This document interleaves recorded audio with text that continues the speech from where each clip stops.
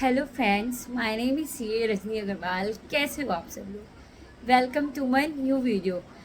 सबसे पहले तो सॉरी, काफ़ी टाइम से मैं कुछ वीडियोस वगैरह नहीं ला पा रही थी। उसके पीछे रीज़न ये था, मैं अपनी फैमिली के साथ वेकेशन पे गई हुई थी केरला। मेरे हस्बैंड का बर्थडे था, तो इसी वजह से कोई भी वीडियो मैं नहीं प्रिपेयर कर सकी। तो उसके लिए I am very very very sorry.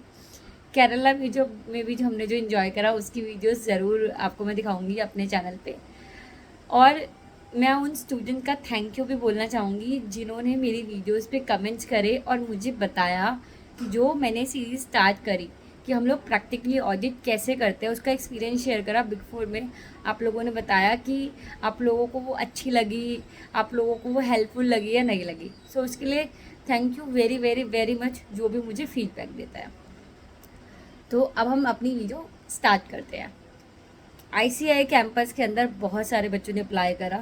Campus अभी भी चल रहा है, बट शॉर्ट लिस्टिंग हो चुकी है। अब सिर्फ इंटरव्यूज़ वगैरह चल रहे हैं। तो आप में से बहुत सारे बच्चे ऐसे होंगे जिन्होंने कैंपस में अप्लाई करा, बट उनको एक सिंगल कंपनी ने या एक सिंगल सीए फर्म ने भी शॉर्टलिस्ट नहीं करा।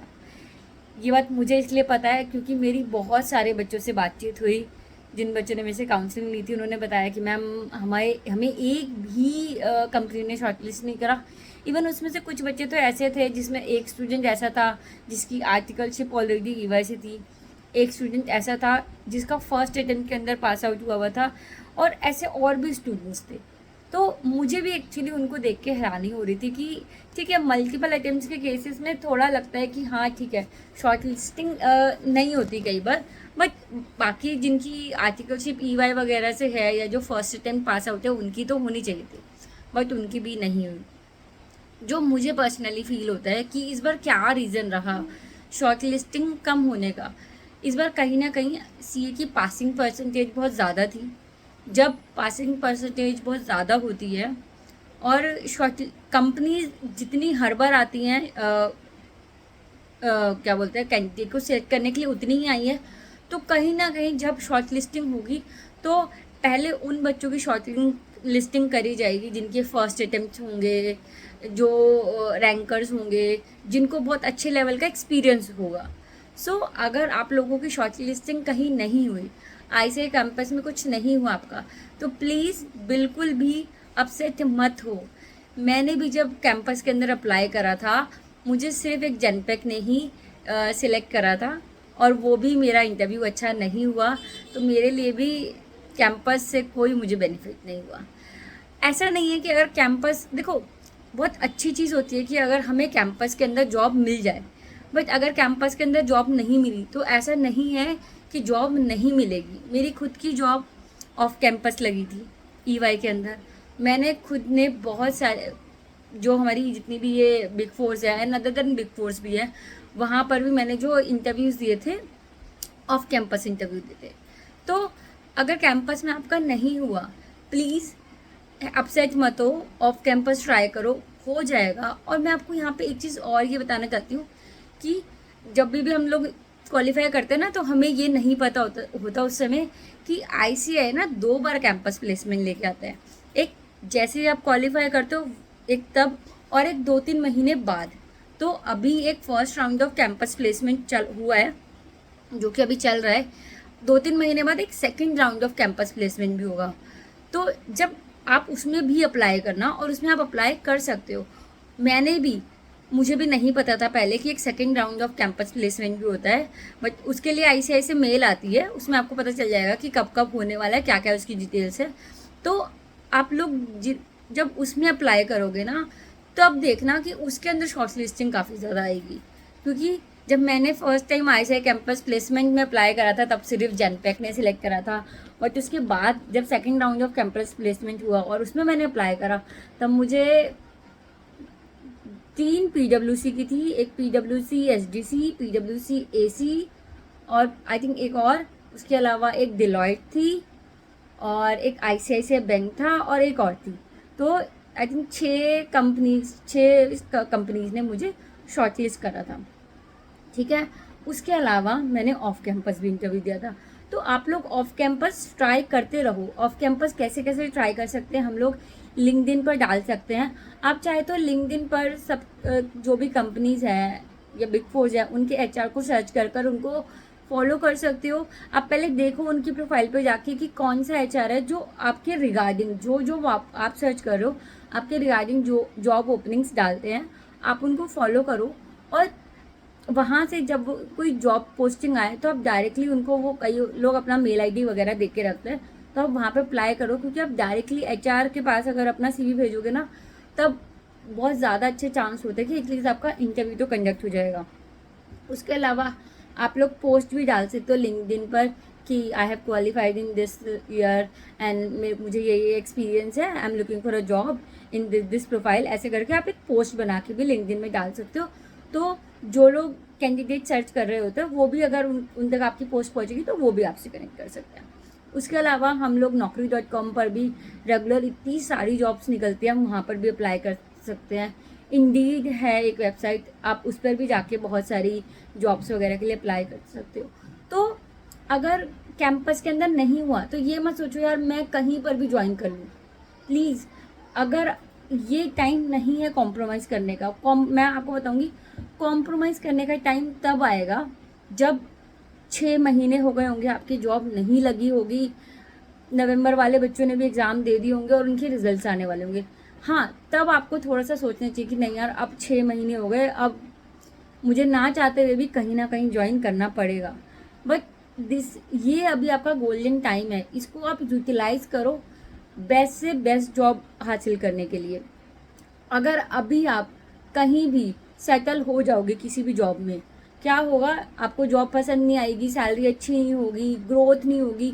जब आप ज्वाइन कर लोगे आप बाकी लोगों को देखोगे, आपको ऐसा लगेगा यार मैंने बहुत बड़ी गलती कर दी।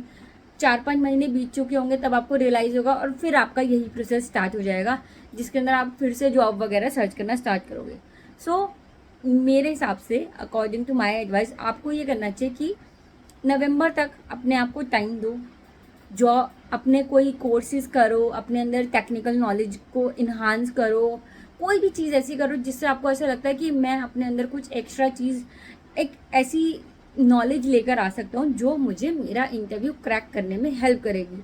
वो कोई कोर्स हो सकता है, कोई सर्टिफिकेशन हो सकती है, कोई चीज़ को लर्न करना हो सकता है। आप यूट्यूब से भी लर्न कर सकते हो और आप पेड कोर्सेज भी ले सकते हो, वो आपकी मर्जी है। बट आपको अपने अंदर कुछ नॉलेज को इन्हांस ज़रूर करना पड़ेगा और ज़्यादा से ज़्यादा जॉब्स के लिए अप्लाई करो। जब आप कहीं पर इंटरव्यू देते हो और अगर आपका इंटरव्यू क्रैक नहीं होता, आप वहाँ के सारे क्वेश्चन की लिस्ट बनाओ और थोड़ा सा एनालाइज करो अपने आप को कि क्या चीज़ हो सकती है जिसकी वजह से आपका इंटरव्यू क्रैक नहीं हुआ। फिर उस चीज़ पर काम करो और उस चीज़ करो कि वो उस चीज़ की वजह से आपका नेक्स्ट टाइम जो नेक्स्ट जगह इंटरव्यू होने वाला है वहाँ पर एटलीस्ट कोई इश्यूज़ ना आए। मैंने भी सच बता रही हूँ आपको, बहुत बहुत बहुत सारे इंटरव्यूज़ दिए थे। मैं आपको अपनी जर्नी भी बता देती हूँ वो वाली। ऐसे कैंपस प्लेसमेंट हुआ 2021 के अंदर, क्योंकि मैं क्वालिफाई हुई थी। हाँ, 1 Feb 2021 को मेरा रिजल्ट आया था, तब मैं क्वालिफाई हुई थी। तब हमारा मार्च में कैंपस था। मार्च में कैंपस अप्लाई करा, जनपैक ने करा, वो इंटरव्यू भी ख़राब गया। उससे पहले मैंने ऑफ कैंपस भी इंटरव्यूज़ दिए थे 1-2 कंपनीज़ में, बट कहीं कुछ नहीं हुआ।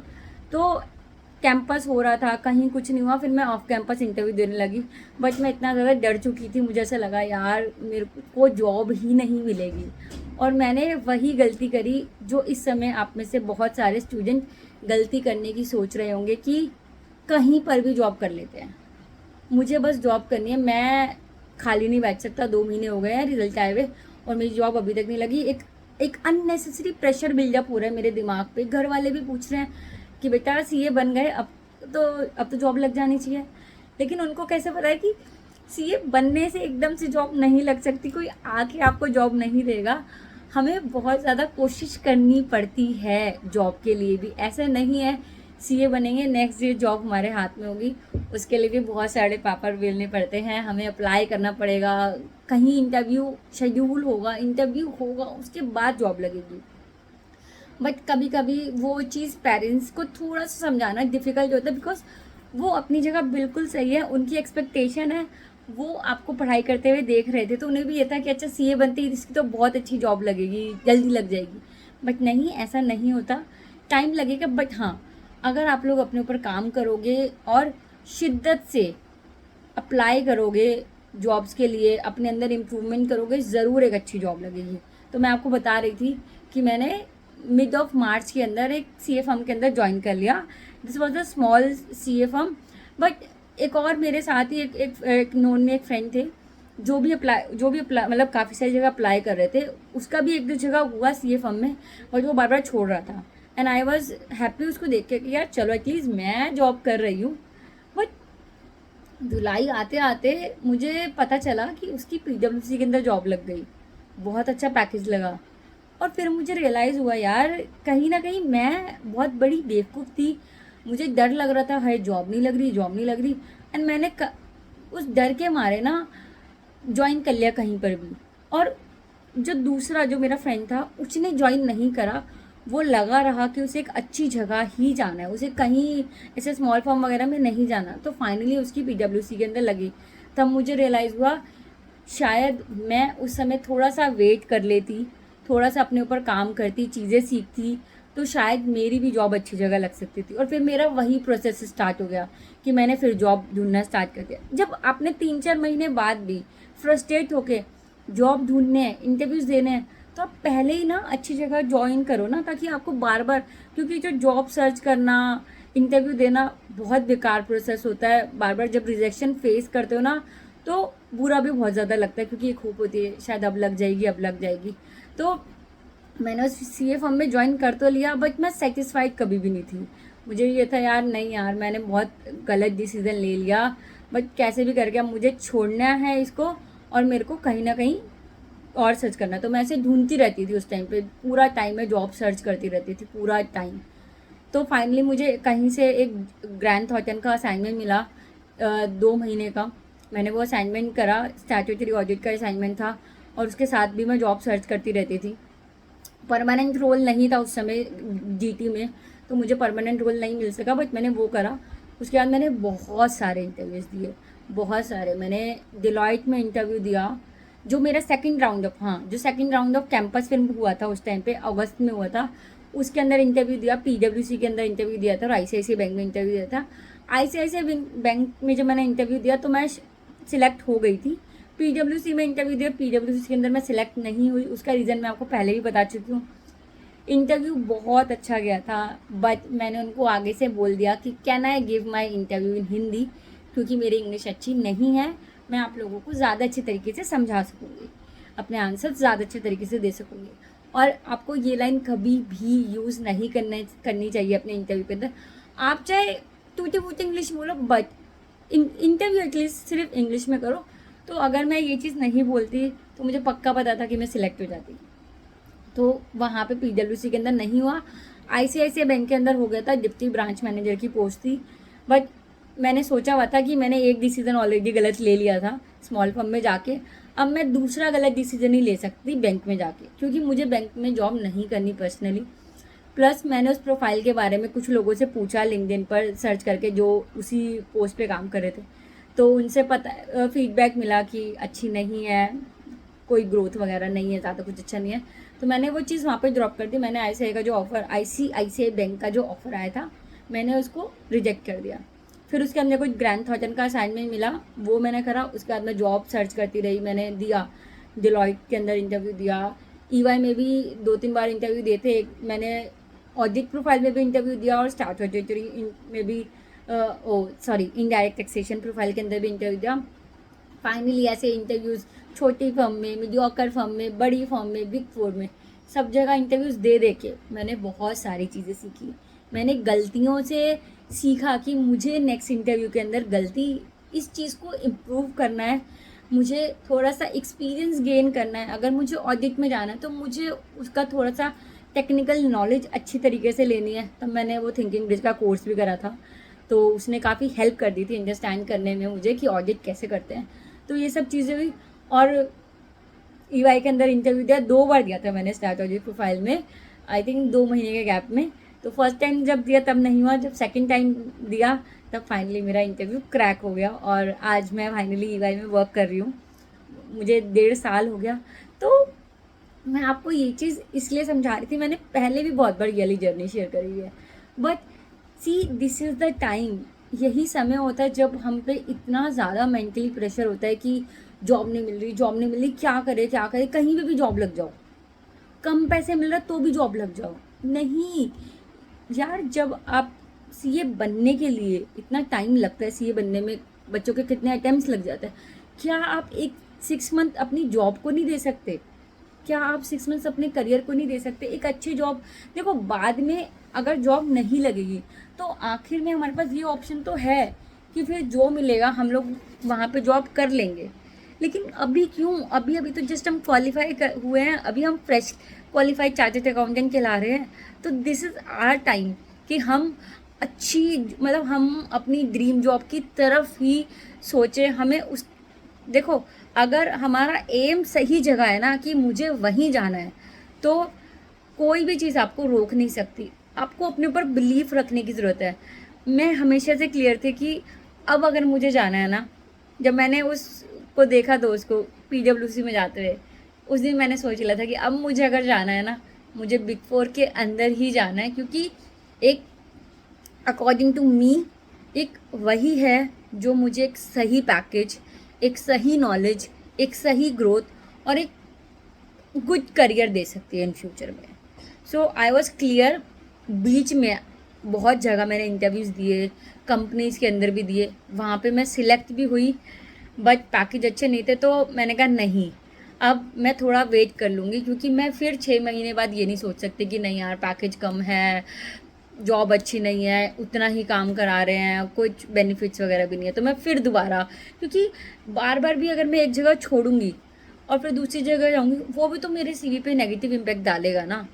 तो बेटर है, कोई बात नहीं, टाइम लगता है, लगने दो। मैंने अपनी लास्ट जॉब जो जीटी वाली करी थी वो मैंने करी थी अक्टूबर 2021 में, हाँ। और उसके बाद जो मेरी ईवाई में जॉब लगी है, ईवाई में मेरी जॉब लगी मई 2022 में। तो नवंबर, दिसंबर, जनवरी, फरवरी, मार्च, अप्रैल, ऑलमोस्ट देखो 6 महीने का गैप आया। बट उन 6 मंथ्स के अंदर मैंने काम करा, मैंने कोर्स करा, मैंने अपने जो जितने भी इंटरव्यूज़ दिए उनसे सीखी और उनको उन पे काम करा। तो फाइनली एंड में रिज़ल्ट वही मिला जो मैं चाह रही थी। हाँ ठीक है, अपॉर्चुनिटी लॉस हुआ कि 6 महीने खाली बैठना पड़ा, कोई जॉब नहीं था, कोई काम नहीं था, लेकिन एंड में जो रिज़ल्ट मिला ना वो इतना अच्छा था कि उसने सारी चीज़ें कवर अप कर दी। तो अगर आप लोग भी ये ड्रीम देखोगे ना, आप लोग पहले खुद डिसाइड करो आपको कहाँ जाना है, किस जगह आपने पहुँचना है। ज़रूरी नहीं है कि सबकी मंजिल बिग 4 ही हो, लेकिन आप खुद से पहले सोचो कि आपको कहाँ जाना है। जहाँ आपको जाना है, आपको उसकी जर्नी स्मॉल, मतलब इजी नहीं होगी, हार्ड होगी। तो क्या आप पहले आप ये सोचो, क्या आप वो जर्नी फेस करने के लिए तैयार हो? और अगर आप उस जर्नी पे चलोगे, उसी पे स्टिक रहोगे, अपने ऊपर बिलीफ रखोगे, बार बार सोचोगे ना मैं बिग 4 में ज़रूर जाऊँगा, ज़रूर जाऊँगा, एक दिन देखना आपका बिलीफ काम करेगा, आपका इंटरव्यू क्रैक हो जाएगा। आपको मैं सच कैसे बताऊँ ये चीज़ कि जब मैं बिग 4 में नहीं थी तो मैं ये सोचती थी कि यार मेरा मन तो हमेशा से बिग 4 में जाने का करता है, लेकिन होगा कैसे? मतलब ऐसे थोड़ी कि कोई भी मुझे बिग 4 में से आएगा और बोलेगा कि ठीक है आप सिलेक्ट हो गए, आप ज्वाइन कर लो। उसके लिए तो इंटरव्यू देना पड़ेगा। और पता नहीं यार बिग 4 के इंटरव्यू किस लेवल के हैं, मैंने तो जितना सुना है बहुत डिफ़िकल्ट होते हैं। मुझे तो इंग्लिश ही नहीं आ रही होती, मैं तो इंग्लिश में बात ही नहीं कर पा रही होती, तो होगा कैसे? मतलब ये चीज़ें माइंड में चलती रहती थी कि, बट एक ये था कि कोई नहीं, कर लेंगे, करेंगे मैनेज, थोड़ा बहुत इंग्लिश बोल बोल लेंगे, कोशिश करेंगे। तो इंटरव्यू देते रहे, चीज़ें सीखते रहे, अपने ऊपर काम करते रहे।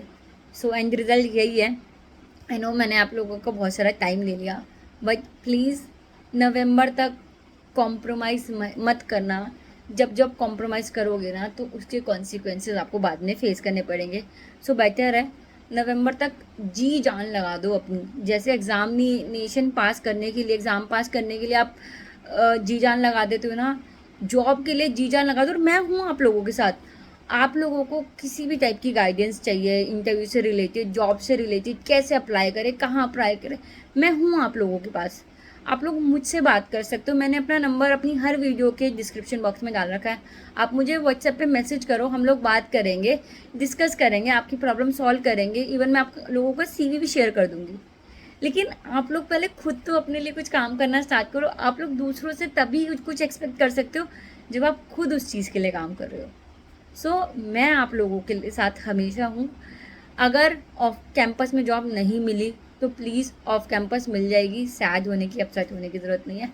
एंड जब भी आप लोगों की जॉब लगेगी ना, प्लीज़ मुझे ज़रूर बताना। जब आप लोग मुझे बताते हो कि मेरी एडवाइस से आप लोगों की जॉब यहाँ लगी, आप लोगों की चीज़ों में इतनी इम्प्रूवमेंट हुई, तो मुझे पर्सनली बहुत खुशी होती है। वीडियो थोड़ी लंबी हो गई है, बट आई होप आप लोगों को भी मेरे से बात करके अच्छा लगा होगा, एक पॉजिटिविटी आई होगी आप लोगों के मन में। प्लीज़ कमेंट करके मुझे फीडबैक ज़रूर दीजिएगा कि क्या मैं आप लोगों के लिए कुछ सही तरीके से हेल्प कर पा रही हूँ या नहीं कर पा रही, आप लोगों को मेरी वीडियोस कैसे लगी। मिलते हैं नेक्स्ट वीडियो में। और अब मैं थोड़ा फ्री हुई हूँ, कोशिश करूँगी कि जल्दी से जल्दी प्रैक्टिकली ऑडिट कैसे करते हैं उसके लिए नई नई वीडियोज़ आप लोगों के लिए लेके आते रहूँ। आज की वीडियो यहीं तक थी। मिलते हैं नेक्स्ट वीडियो में, तब तक के लिए बाय, टेक केयर।